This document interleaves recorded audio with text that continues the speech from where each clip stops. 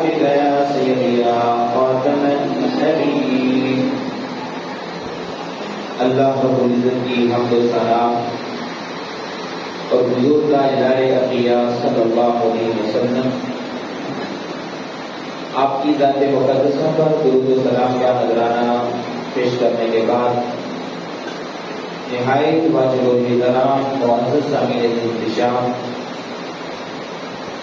اللہ رب العزت کا لاکھ لاکھ شکر ہے کہ رب تعالیٰ نے آج پھر ہم سب کو نماز جمعہ ادا کرنے کی توفیق بخشی. دعا ہے خالق العزت ہماری اس حاضری کو اپنی بارگاہ کے اندر قبول و منظور فرمائے،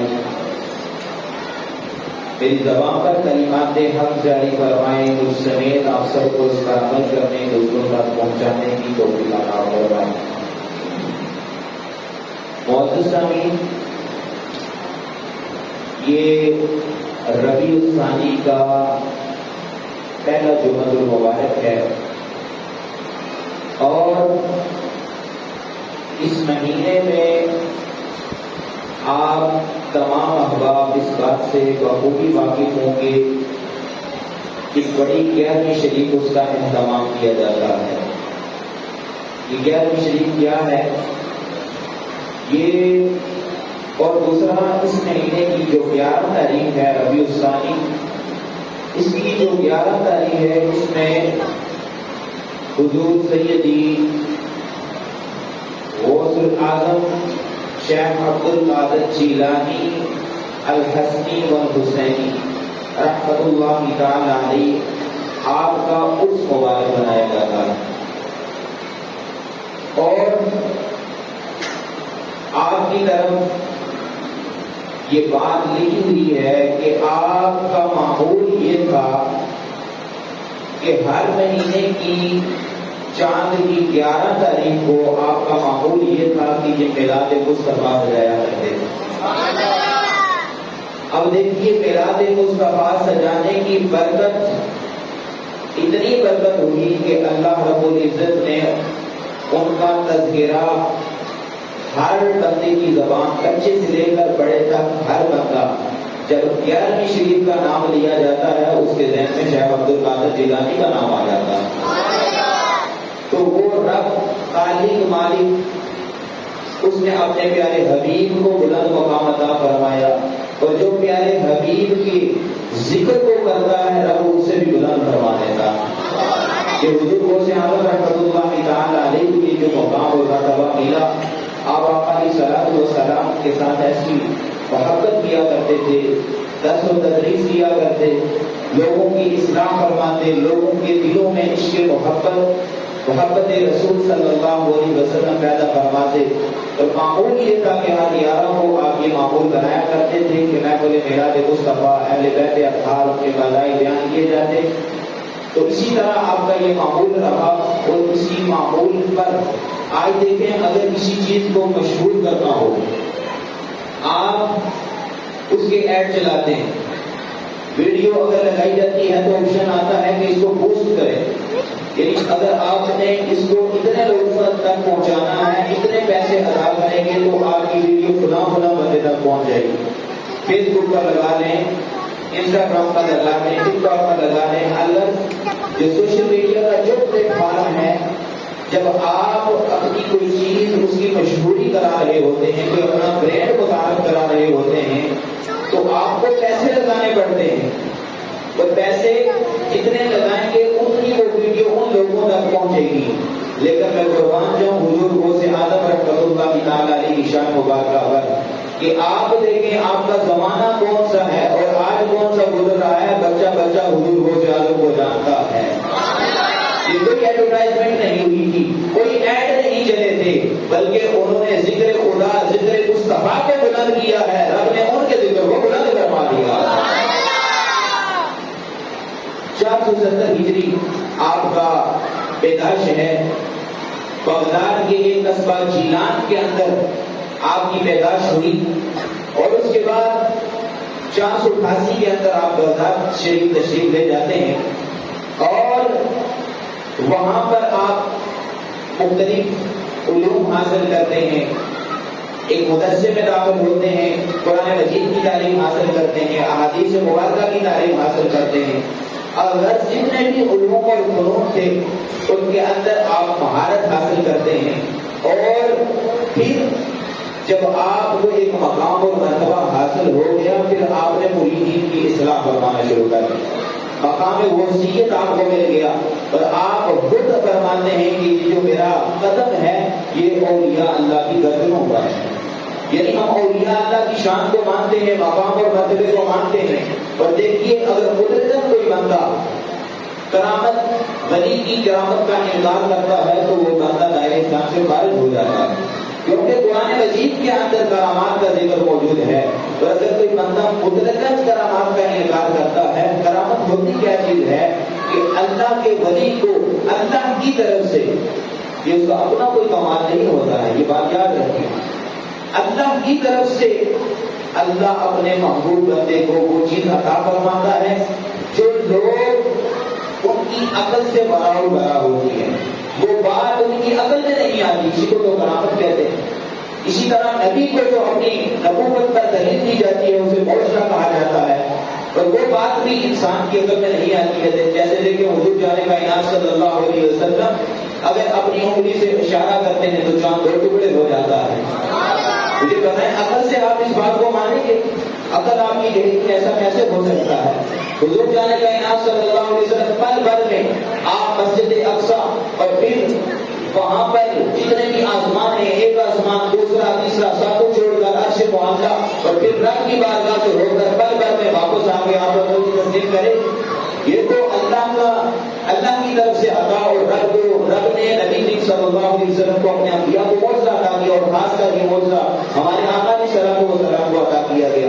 عقل اس چیز کو تسلیم نہیں کرتی۔ اسی طرح جو اولیاء اللہ ہیں ان کو جو کرامات دی جاتی ہیں، البتہ سب سے بڑی کرامت یہ ہوتی ہے استقامت، لیکن کچھ چیزوں کا اظہار اللہ کے وجہ سے جو ہوتا ہے، اگر کوئی انسان ان کا انکار کرتا ہے، مطلق کرامت کا انکار کرتے دائرہ اسلام سے خارج ہو جائے گا، اور یہ کرامت خاص اللہ کی طرف سے اس بندے کو عطا کی جاتی ہے۔ اب حضور غوث اعظم رحمۃ اللہ تعالی علیہ، آپ اور امام غزالی رحمۃ اللہ تعالی علیہ، آپ کا جو زمانہ ہے وہ ایک جیسا ہے۔ یونانی کا فلسفہ پیش کیا گیا اور یہ اسلام کے مخالف پیش کیا گیا، توجہ رکھیے گا، یونانی فلسفہ اسلام کی مخالفت کر رہا تھا، اور یہ جتنا بھی توحید ہے اس کی نفی کر رہا تھا، رسالت کی نفی کر رہا تھا۔ الغرض جب یہ یونانی فلسفہ پیش کیا گیا تو اس وقت اس چیز کی ضرورت تھی کہ اس کا رد کیا جائے، اس کے جوابات دیے جائیں، جو لوگوں کے ذہنوں میں اعتراضات آئے ہیں ان کو ختم کیا جائے۔ تو اس وقت امام غزالی رحمۃ اللہ تعالی علیہ نے اس فلسفے کا رد دیا، اور اس کے جتنے بھی اعتراضات تھے ایک ایک اعتراض کا جواب بھی دیا، اور احیاء العلوم کتاب بھی لکھی، دیگر کتابیں بھی لکھی، اور تمام یونانی فلسفہ کا اس کا رد کر دیا۔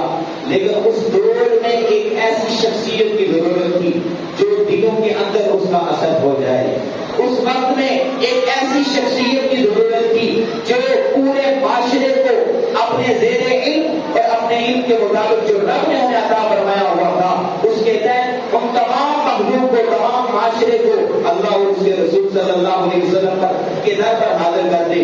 جتنے بھی لوگ گمراہ ہو رہے تھے ان تمام کو ایک پلیٹ فارم پر اکٹھا کرنا تھا، جمع کرنا تھا۔ وہ تمام شخصیت جتنے بھی لوگ تھے وہاں کے، اس وقت ان کا یہ ذہن بن چکا تھا کہ یہ جو بادشاہ ہیں ان کی زندگی کو سکون ہے، ہمیں بھی کوئی ایسا کام کرنا چاہیے۔ یہ جتنے وزراء ہیں ان کی زندگی کو سکون ہے، بادشاہی کا دور تھا اس وقت، ایسا حالت تھا، ہر شخص یہ تصور کر رہا تھا کہ مجھے بھی ایسا ہو جائے، مجھے بھی یہ عہدہ مل جائے۔ اس وقت ایسی شخصیت کی ضرورت تھی کہ جو فقیر سے لے کر بادشاہوں کو اپنے قدموں میں بٹھا دے، اور پھر اپنے قدموں سے لے کر مصطفیٰ کے قدموں تک پہنچا دے۔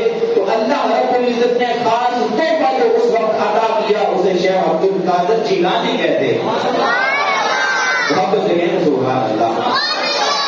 یہ اس وقت اللہ رب العزت کی طرف سے خاص ہمیں تحفہ عطا کیا گیا، اور یہ شخصیت ہمارے درمیان تشریف لائی، اس وقت کے جتنے بھی لوگ ان کے درمیان تشریف لائی اور لوگوں کی اصلاح فرمائی، اور جتنے بھی لوگ راستے سے بھٹکے ہوئے تھے ان کو سیدھے راستے کی طرف لے کر آئے، اور محمد مصطفیٰ صلی اللہ علیہ وسلم کے دین کی مزید تجدید کی۔ اور پھر دیکھیے آپ کی جو تعلیم و تربیت کا مرحلہ شروع ہوتا ہے، ایک ہوتے ہیں روحانی طریقت کے امام اور ایک پھر علم کے امام آ جاتے ہیں۔ آپ کے جو شیوخ کے اندر ذکر آتا ہے ان میں شیخ حماد بن مسلم، یہ آپ کے طریقت کے امام ہیں، اور دوسرے شیخ ابو سعید المحرمی رحمت اللہ تعالی علیہ، یہ آپ کے جتنے بھی تدریسی علوم ہیں ان کے اندر آپ نے سند فراغت سے حاصل کی، اور دستار بندی جو آپ کی ریش ہے حضور شیخ عبد القادر جیلانی رحمت اللہ تعالی علیہ کی، یہ بھی ابو سعید محرمی رحمت اللہ تعالی علیہ کی۔ اب دیکھیے وہاں کے جو علماء تھے ان کے نزدیک شیخ عبد القادر جیلانی رحمت اللہ تعالی علیہ کا مقام اور مرتبہ کیا ہے۔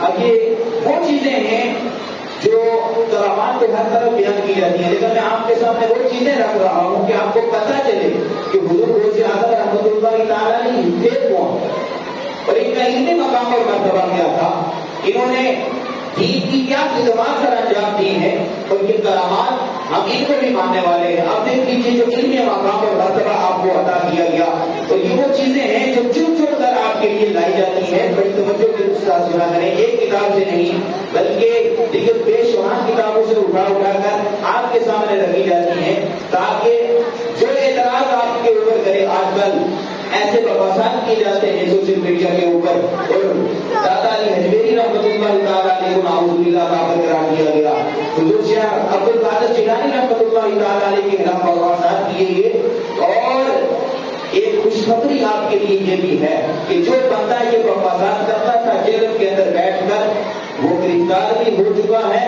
اور علماء اہل سنت نے متفقہ طور پر فیصلہ دیا ہے، فتویٰ جاری کیا ہے، اور اس کے تقریباً 46 پیج ہیں، اور اس کے خلاف توہین رسالت اور شاعر اسلام کی گستاخی اور یا اللہ کی گستاخی اور جتنی بھی دفعات وہ تمام اس کے اوپر جاری کر دی۔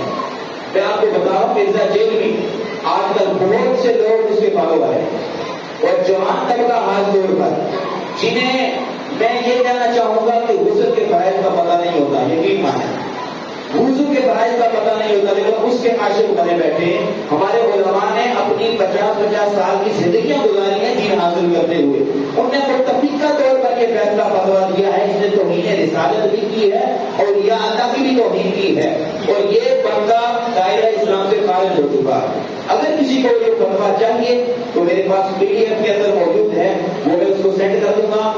میرا نمبر جو بھائی بورڈ کے اوپر لکھا ہوا ہے، اسی پر WhatsApp بنے گا، آپ وہ نمبر وہاں سے حاصل کریں۔ PDF کے اندر وہ فتویٰ آپ تمام احباب ضرور حاصل کریں، خود بھی پڑھیں، جتنا بھی آپ کے نوجوان تک کا یہ جو ہمارے نوجوان بہت زیادہ اس کی طرف جا رہے ہیں، تو وہ فتویٰ ان کو پڑھائیں اور دکھائیں کہ یہ ہمارے علماء جن نے 50-60 سال اپنے دین کی خدمت میں گزارے ہیں، انہوں نے متفقہ طور پر یہ اعلان کیا ہے یہ بندہ دائرہ اسلام سے خارج ہو چکا ہے۔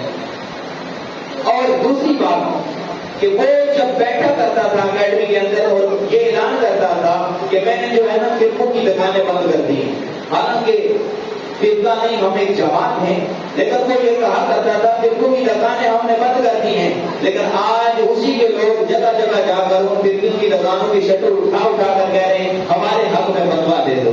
تم نے انہیں کو مشرک کرا دیا، میری سے فتویٰ بھی مانگ رہے ہو، یہ دوسری پالیسی تم نے کہاں سے حاصل کر دی؟ الگ بتانا یہ مقصود ہے آپ کو، یہ فتویٰ ضرور حاصل کریں۔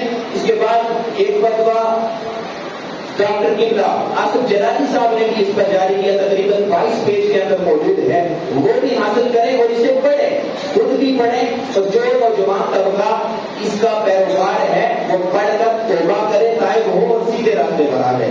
اب دیکھیے حضور غوث اعظم کا علمی مقام اور مرتبہ میں آپ کے سامنے رکھ رہا تھا کہ وقت ابن قدامہ المغنی آپ فرماتے ہیں کہ لم ارى احدا يعظم من اجل الدين اكثر منه۔ آپ فرماتے ہیں حضور غوث اعظم رحمۃ اللہ تعالی علیہ کا علمی مقام اور مرتبہ یہ دیکھا میں نے کہ دین کی وجہ سے اور لوگوں کو بھی میں نے دیکھا کہ عزت ملی ہے، دین کی وجہ سے انہیں تخت پر بٹھایا گیا، انہیں عزت اور مقام اور مرتبہ دیا گیا، وقار ملا، لیکن آپ فرماتے ہیں جیسا مقام اور مرتبہ دین کی وجہ سے حضور غوث اعظم کو ملا ہے، ایسا کسی کو نہیں ملا ہے۔ دین کی برکت سے فرماتے ہیں، دین کی برکت سے جو ہوتا شیخ عبد القادر جیلانی کو حاصل ہوا ہے وہ کوئی کسی کو حاصل نہیں ہوا۔ فرمایا وَقَانَ يُحْدِرُ مَجَالِسَهُ فِي بَعْضِ أَحْيَانِ الْخَلِيفَةِ وَالْمُلُوكِ وَالْوُزَرَاءِ۔ فرمایا آپ کی جب مجلس لگا کرتی تھی، بادشاہی کا اس وقت دور تھا، فرمایا وزیر بھی، بشیر بھی، الغرض جو اس وقت کا خلیفہ تھا وہ خلیفہ بھی آپ کی بارگاہ میں بیٹھا کرتا تھا اور آپ کی مجلس کو سنا کرتا تھا۔ اتنی مقام اور مرتبہ اتنا تھا، اور یہ وہ خصوصیات ہیں جو نبی کریم صلی اللہ علیہ وسلم کی سیرت کے اندر موجود تھی، اور انہیں سیرت کے پہلو کو دیکھتے ہوئے حضرت اعظم رحمۃ اللہ تعالی علیہ نے ان پہلو کو اپنایا اور اپنے اوپر سیرت مصطفیٰ صلی اللہ علیہ وسلم کو حاوی کیا، اور ہر پہلو کو اپنے اوپر بطور عمل پیش کیا، جس کا نتیجہ یہ تھا فقیر سے لے کر وزراء تک ہر ایک بندہ آپ کی مجلس میں آپ کی مجلس کو سننے کے لیے آیا کرتا تھا۔ ان میں مقام اور مرتبہ آپ خود فرماتے ہیں، شیخ عبد القادر جیلانی رحمۃ اللہ تعالی علیہ آپ فرماتے ہیں وَكُلُّ نَبِيٍّ لَهُ قَدَمٌ وَإِنِّي عَلَىٰ قَدَمِ النَّبِيِّ الْبَدْرِ الْكَمَالِ۔ اللہ اکبر، کہیے سبحان اللہ۔ میں بتاؤں گا آپ کو سرور آئے گا۔ فرماتے ہیں ہر ولی کو کسی نبی کا قدم نصیب ہے، ہر نبی کو، ہر ولی کو کسی نہ کسی نبی کا قدم نصیب ہے، اور ہر ولی کو کسی نہ کسی نبی کی مطابقت نصیب ہے۔ آپ فرماتے ہیں مجھے جس نبی کی مطابقت نصیب ہے، مجھے جس نبی کا قدم مبارک نصیب ہے، اسے امام الانبیاء کہتے ہیں۔ یعنی ہر نبی کو، ہر ولی کو اس نبی کے قدم پر چلنے کی توفیق ہوئی، اور کچھ نہ کچھ اسے حصہ ملا اس نبی سے۔ آپ فرماتے ہیں جو مجھے یہ مقام اور مرتبہ ملا ہے، جو مجھے یہ حصہ عطا کیا گیا ہے، کہ جب میرا کائنات کے اندر یہ جتنا ڈنکا بج رہا ہے یہ کوئی اور نہیں ہے، یہ مصطفیٰ کے در کی خیرات مجھے ملی ہے۔ حضور شیخ عبد القادر جیلانی رحمۃ اللہ تعالی علیہ آپ کا پسندیدہ عمل کیا تھا؟ آپ فرماتے وَقَانَ لَهُ غَرَامٌ بِالطَّعَامِ الطَّعَامُ وَالْإِنفَاقِ عَلَىٰ ذَوِي الْحَاجَةِ وَالْآمَةِ۔ یعنی اس کا مطلب یہ ہے حضور شیخ عبد القادر جیلانی رحمۃ اللہ تعالی علیہ فرما رہے ہیں ہم سب کو اور مریدین کو اور جتنے بھی آپ کے چاہنے والے ہیں، آپ فرماتے ہیں دیگر اور بھی پسندیدہ کام بہت سے ہیں، لیکن سب سے زیادہ پسندیدہ کام مجھے یہ ہے کہ میں دوسرے لوگوں کو کھانا کھلاؤں۔ جو امت مصطفیٰ ہے، غربا ہیں، مساکین ہیں، میرا دل یہ چاہتا ہے۔ اور ایک قول کے اندر آپ نے یہ ارشاد فرمایا اَوَدتُّ لَوْ كَانَتِ الدُّنْيَا بِيَدِي أُطْعِمُهُ مِنْهَا الْجَامِعَ وَالْفَقِيرَ۔ آپ فرماتے ہیں اگر میں اس دنیا کا مالک ہوتا، یہ ساری کائنات اللہ رب العزت اس کا مجھے مالک بنا دیتا، آپ فرماتے ہیں یہ تمام دنیا میں غربا اور مساکین میں تقسیم فرما دیتا۔ اتنی محبت فرمانے والے تھے کھانا کھلانے سے اور غربا اور مساکین سے۔ اور آج بھی دیکھ لیں جتنے بھی مزارات ہیں، آپ مثال لے لیں دادا علی حجویری کی، آپ وہاں پر ہر بندہ جاتا ہوگا، اس کی مثال لے لیں گے تو جب بھی جائیں گے وہاں پر لنگر شریف کا اہتمام ہوتا ہے۔ صبح جائیں، دوپہر جائیں، شام جائیں، جب بھی جائیں وہ در کھلا ہوتا ہے۔ وہاں یہ نہیں دیکھا جاتا کہ یہ ہمیں جانے والا ہے یا ہمیں برا بھلا کہنے والا ہے۔ جب بھی جاتے ہیں دسترخوان لگا ہوتا ہے اور وہ فقراء کو، مساکین کو، چاہنے والوں کو کھلاتے رہتے ہیں۔ یہ فیضان اور یہ حضور غوث اعظم رحمۃ اللہ تعالی علیہ آپ کی تعلیمات میں سے بھی ہے کہ میں سب سے زیادہ جس چیز کو پسند کرتا ہوں وہ یہ ہے کہ میں لوگوں کو کھانا کھلاؤں۔ اور آپ فرماتے ہیں صحابت کے اندر ایک آپ کی مثال قائم کی جاتی ہے کفا مثقوبۃ لا تلبث شیئا۔ آپ فرماتے ہیں یہ جو میری ہتھیلی ہے نا اس کے اندر سوراخ ہے، اور یہ مثال سمجھانا مقصود تھا، مریدین کو، چاہنے والوں کو بتانا یہ مقصود تھا کہ جو مال تم جمع کرتے ہو یہ تمہارے کام آنے والا نہیں ہے۔ جو بینکوں میں جمع کرتے ہو، بینک بیلنس جمع کرتے ہو، ضرورت سے زیادہ لیتے ہو اور ایسے لگتا ہے جیسے ساری زندگی تمہیں یہاں رہنا ہے، فرمایا اس کا فائدہ نہیں ہونا۔ حضور غوث اعظم رحمۃ اللہ تعالی علیہ کی تعلیمات پر عمل کرنا ہے تو میرا عمل یہ دیکھ لو۔ آپ فرماتے ہیں میری ہتھیلی کی مثال یہ ہے کہ اس ہاتھ میں، اس ہاتھ کی ہتھیلی میں سوراخ ہے، جو چیز آتی ہے یہاں ٹھہرتی نہیں ہے۔ اور آپ فرماتے ہیں اگر میرے پاس یہ مقصود تھا یہاں ٹھہرتا نہیں ہے بلکہ میں اسے غرباء اور مساکین میں تقسیم کروا دیتا ہوں۔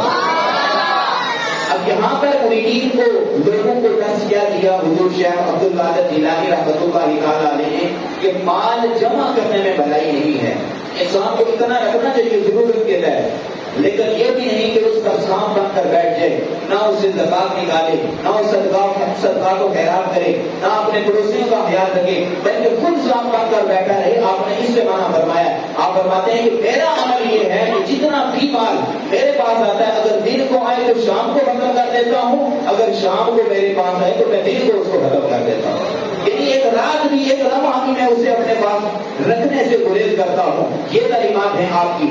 اب دوسری طرف آ جاتے ہیں اللہ اکبر، آپ کی جو کرامات ہیں، لیکن کرامات آپ کو پہلے بتایا کہ قدرتاً اگر اس کا انکار کریں گے تو دائرہ اسلام سے خارج ہو جائیں گے۔ آپ دیکھیے حضور غوث اعظم رحمۃ اللہ تعالیٰ علیہ کو جو کرامات عطا کی ہیں اور سب سے زیادہ کرامات آپ کو عطا کی ہیں، آپ فرماتے ہیں کہ ایک مجلس کے اندر ایک شخص وہاں پر موجود ہے تو جتنے بھی وہاں شخص اور دیگر موجود ہیں، آپ نے وہاں پر یہ اعلان کیا لا یطلبوا کل منکم حاجۃ اوتیھا لہ، فرمایا آج یہاں پر جتنے بھی لوگ بیٹھے ہوئے ہیں مجھ سے جو طلب کرے ہوئے میں غوث اعظم تمہیں رب کی عطا سے عطا کروا دوں گا۔ یہ کوئی کہانی قصہ نہیں ہے، یہ فتاوی رضویہ ہے اور فتاوی رضویہ کی جلد نمبر 21 ہے۔ اگر کسی کو یہ حوالہ چاہیے تو میرے پاس موجود ہے اور اس کا صفحہ نمبر 388 ہے۔ اس کے اندر اعلیٰ حضرت عظیم البرکت رحمۃ اللہ تعالیٰ علیہ نے اس کو بیان کیا ہے۔ آپ فرماتے ہیں ابو الخیر بشر بن محفوظ بغدادی نے اپنے دولت خانے پر بیان کیا اور فرمایا ایک روز میں اور 12 صاحب، 12 لوگ میرے علاقے اور 12 لوگ اور حضور غوث اعظم رحمۃ اللہ تعالیٰ علیہ کی بارگاہ میں موجود ہیں۔ آپ خطاب فرما رہے ہیں، اصلاح فرما رہے ہیں، اچانک آپ پر جوش آتا ہے، جوش اور جوش صحابت مزید ابالے مارتا ہے اور آپ نے یہ اعلان کر دیا لا یطلب کل منکم حاجۃ اوتیھا لہ، فرمایا آج جو کچھ مجھ سے مانگنا ہے مانگو، میں رب کی عطا سے تمہیں عطا فرما دوں گا۔ اب یہ بات یاد رکھیں، اللہ کا ولی دیتا ہے کہ نہیں دیتا، اس میں اکثر لوگ آپ کے ذہن کا سوال ہو جاتے ہیں، کہتے ہیں یہ شرک ہو گیا۔ ہرگز ایسا نہیں ہے۔ اللہ رب العزت حقیقی مالک ہے، رازق ہے، وہ عطا کرنے والا ہے۔ وہ کسی کے عطا کرنے سے عطا نہیں کرتا، وہ خود عطا کرتا ہے، اور جو نبی اور ولی عطا کرتے ہیں وہ رب کی عطا سے دیتے ہیں۔ پھر کون سا شرک رہ گیا باقی؟ رب خود عطا فرماتا ہے اور جو ولی دیتے ہیں وہ رب کی عطا سے دیتے ہیں، رب کی عطا سے دیتے ہیں۔ جب رب کی عطا سے دیتے ہیں تو بھی شرک کی کہانی نہ رہی، ختم ہو گیا شرک۔ آپ فرماتے ہیں وہ 10 لوگ، بلکہ میں اور دیگر جو 12 لوگ تھے، ٹوٹل 13 لوگ ہو گئے، جتنے بھی لوگ تھے تمام نے اپنے دل کے اندر جو جو حاجات تھی ان کو دل میں رکھ لیا کہ میری یہ حاجت ہے، یا اللہ قبول فرما لے۔ حضور غوث اعظم فرما رہے ہیں کہ مجھ سے جو مانگنا ہے مانگو، میں عطا کروں گا۔ جتنے بھی لوگ تھے وہاں پر موجود ان تمام کی کیفیت یہ تھی، خدا کی قسم جس نے جو مانگا، یہاں پر میں عربی نہیں پڑھنا، ٹائم تھوڑا ہے، فرماتے ہیں کہ خدا کی قسم جس نے جو مانگا پایا، اور میں نے مراد چاہی تھی کہ ایسی معرفت مل جائے کہ واردات قلبی جو مجھے تمیز ہو جائیں وہ وارد اللہ کی طرف سے ہیں، اور یہ نہیں۔ اب دیکھیں اس جملے کا مطلب آپ کو سمجھا رہا ہوں، عام مطلب اس کو پڑھ لے اس کو اس کی اردو بھی سمجھ نہیں آتی ہے۔ اب وہاں پر لکھا ہوا ہے واردات قلبی، آپ کو کیا پتا ہوگا واردات قلبی؟ اس کی بھی 4 قسمیں ہیں، رب کی طرف سے، فرشتے کی طرف سے، شیطان کی طرف سے، نفس کی طرف سے۔ یہ اس وقت پتا ہوگا جب ہم دین پڑھیں گے کسی مدرسے میں جا کر، ویسے ہی موبائل پر بیٹھ کر ہم کسی پر فتوے لگانا شروع کر دیتے ہیں۔ آپ فرماتے ہیں ابو الخیر بشر، آپ فرماتے ہیں کہ ہم جتنے بھی لوگ وہاں موجود تھے، حضور غوث اعظم رحمۃ اللہ تعالیٰ علیہ نے جب یہ اعلان کیا، ہر ایک نے اپنے دل کے اندر ارادہ کیا یہ مجھے مل جائے۔ اب ہم نے جیسے ہی ارادہ کیا، حضور غوث اعظم رحمۃ اللہ تعالیٰ علیہ نے اعلان کیا۔ آپ فرماتے ہیں ابھی ہم بیٹھے ہوئے تھے کہ جس کی جو حاجت تھی رب نے پوری کروا دی، جس کی جو حاجت تھی رب نے پوری کروا دی، اور یہ رب کی عطا سے تھا۔ آپ فرماتے ہیں میرے اندر ابو قبول ہے. آپ فرماتے ہیں میرے دل کے اندر کیا خواہش تھی؟ آپ فرماتے ہیں میں نے یہ تمنا کی کہ آج آپ نے یہ اعلان کر دیا جس نے جو مانگنا ہے میں دوں گا. آپ فرماتے ہیں میرے دل میں یہ خیال آیا جتنی بھی وارداتیں قلبی ہیں اے الہ العالمین میں دعا کرتا ہوں جتنی بھی وارداتیں قلبی ہیں وہ مجھ پر عیاں ہو جائیں کہ کس کی طرف سے ہیں. واردات قلبی کیا ہوتی ہے کہ دل یہ اثر کہاں سے لے رہا ہے، چاہے وہ نیکی ہو. یہ مثال کے طور پر ایک دل کے اندر یہ خیال آتا ہے کہ میں 5 وقت کی نماز با جماعت قائم کروں گا، یہ دل اثر قبول کر رہا ہے. اور یہ کہاں سے آ رہا ہے؟ یہ ہوتا ہے واردات قلبی کس کی طرف سے آ رہی ہے. دوسرا بتاؤ وہ یہ خیال کرتا ہے 5 وقت کا نمازی ہے، وہ کہتا ہے کہ میں تہجد بھی پڑھا کروں گا. یہ اس کا دل اثر قبول کر رہا ہے. اس کی طرف کوئی ایسی نور کی شائیں اس کے دل پر اثر انداز ہو رہی ہے جو اسے بار بار کہہ رہی ہے تہجد پڑھو اس میں برکت ہے. یہ دل اس کا اثر قبول کر رہا ہے. ابو بکر فرماتے ہیں میں یہ چاہتا تھا کہ دل کے اندر جو بھی واردات ہے مجھے پتا چل جائے کس کی طرف سے آ رہی ہے. اسی طرح دل کے اندر کوئی برا خیال آتا ہے. اسی طرح بعض دفعہ انسان عبادت کرتا رہتا ہے لیکن لوگوں کے درمیان جب بیٹھتا ہے نا تو وہ پھر اس کا اظہار کر دیتا ہے. یہ بھی بعض دفعہ نفس کی طرف سے ہوتا ہے، بعض دفعہ شیطان کی طرف سے ہوتا ہے. مثال کے طور پر ایک بندہ تہجد گزار ہے، اس کی تہجد بھی کبھی ادا نہیں ہوئی ہے، وہ اس کو اس نے کبھی چھوڑی نہیں ہے تہجد. دیکھیں اب کیا ہوتا ہے کہ بعض دفعہ لوگوں کے مجمع میں بیٹھا ہوتا ہے اور یہ اعلان کر دیتا ہے، لوگوں سے ایک ساتھ گفتگو کرتے کرتے کہہ دیتا ہے کہ میں اتنے عرصے سے تہجد پڑھ رہا ہوں. یہ بھی واردات قلبی ہوتی ہے. دل پر اثر آ رہا ہوتا ہے، کس کی طرف سے آ رہا ہے؟ نفس کی طرف سے آ رہا ہے، شیطان کی طرف سے آ رہا ہے، ملک کی طرف سے آ رہا ہے، اور ملک ربانی رب کی طرف سے آ رہا ہے. کس کی طرف سے آ رہا ہے؟ آپ فرماتے ہیں میرے یہ خواہش تھی کہ آج میں ان کی محفل میں بیٹھا ہوا ہوں، حضور غوث اعظم کی محفل میں، آج کے بعد مجھے پتہ چل جائے کہ جتنی بھی واردات قلبی ہیں وہ کہاں سے آتی ہیں. اللہ اکبر قربان ہے. فرماتے ہیں کہ فإن الشیخ رضی اللہ عنہ وضع یدہ علی صدری، فرماتے ہیں حضور غوث اعظم رحمۃ اللہ تعالی علیہ نے اپنا دست مبارک میرے سینے پر رکھا. یہ رب کی عطا سے ان کو بھی حصہ ملا ہوتا ہے. دیکھیں آپ فرماتے ہیں کہ حضور غوث اعظم نے اپنا ہاتھ مبارک میرے سینے پر رکھا. فرماتے ہیں وانا جالس بین یدیہ فی مجلسہ، فرماتے ہیں میں ان کی مجلس کے درمیان بیٹھا ہوا تھا. فوجدت فی الوقت الاجری نورا فی صدری وانا الی الان افرق به بین موارد الحق والباطل. آپ فرماتے ہیں اچانک ایک نور چمکتا ہے.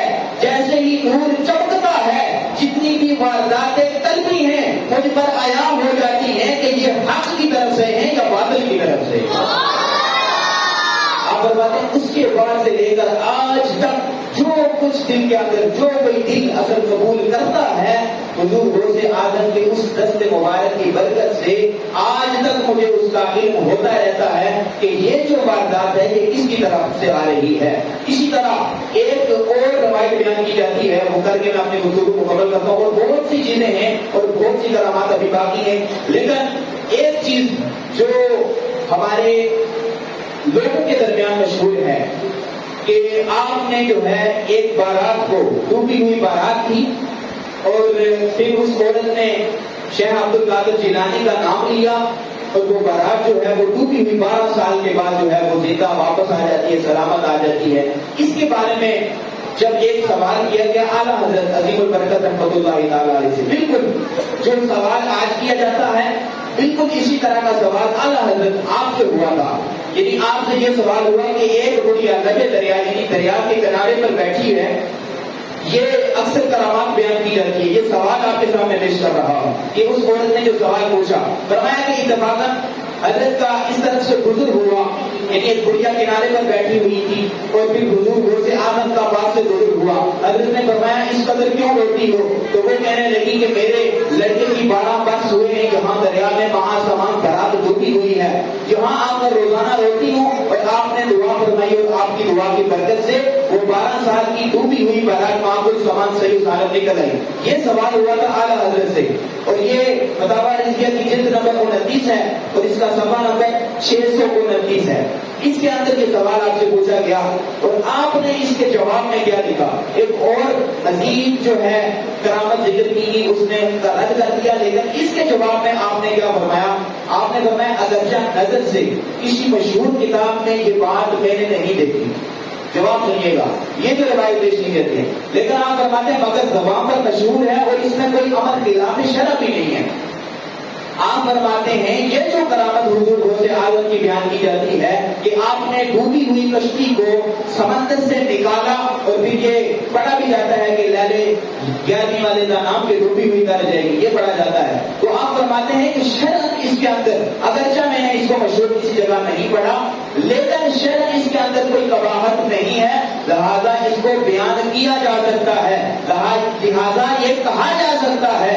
آپ کا یہ فتویٰ موجود ہے کہ حضور غوث اعظم رحمۃ اللہ تعالی علیہ کو اللہ نے اتنا مقام اور مرتبہ عطا فرمایا ہے کہ 12 سال کے بعد وہ جو کشتی 12 سال پہلے ڈوبی تھی، ایک شخص کی بارات 5 سالوں سماعت، حضور غوث اعظم کو اللہ نے اتنا مقام اور مرتبہ دیا کہ آپ نے دعا فرمائی، وہ کشتی بھی نکل آتی ہے، 7 لوگ بھی زندہ صحیح سلامت نکل آتے ہیں.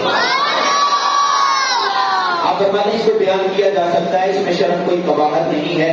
دعا ہے خالق لم یزل ہمیں حضور غوث اعظم رحمۃ اللہ تعالی علیہ کے مقام اور مرتبے کو